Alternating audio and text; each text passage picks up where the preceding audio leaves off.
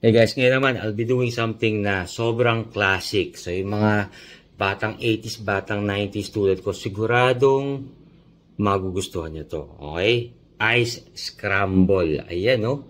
Classic na classic ice scramble. Di ba naalala natin sa kalye, pagtapos ng klase, bumibili tayo sa labas. So, ayan. So, ito may kasamang medyo social na ng konti, no? May marshmallows na maliliit, may ice sprinkles, may powdered milk, and of course, merong yung chocolate syrup. Hindi ito yung peking Hershey's na nakikita natin dati, no? So, yan. So, panalong-panalo to. Okay? So, tingnan natin ang ating sugar. Okay. So, teka. 102. So, medyo okay tayo ngayon. So, tama-tama. Dahil alam natin, hindi okay to, no? So, ayun, tikman natin ang ice scramble. Ayun, malagkit-lagkit pa. Panalo. Brings back memory. So, tingnan natin ang resulta after 1 hour.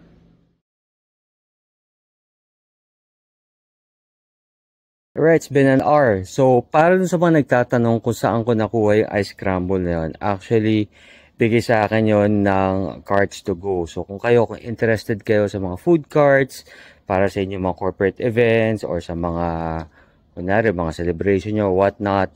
So, go to cards to go. Grabe, panalo sila, okay sila, the best sila. Alright? And, masarap din yung mga food cards nila. Okay? So, tingnan natin ngayon ang aking sugar. Okay?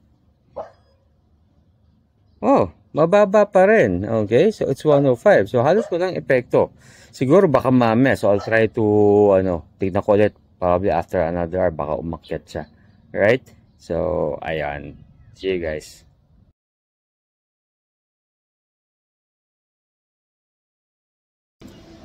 Hey guys, it's been 3 hours. And, tingnan nyo, 131 lang. Grabe. So, wala lang. Natuwa lang ako dahil hindi siya masyadong tumaas.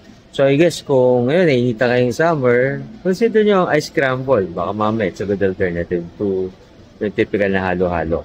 Pero, yung usapan natin na halo-halo, next time subukan natin yun. Alright?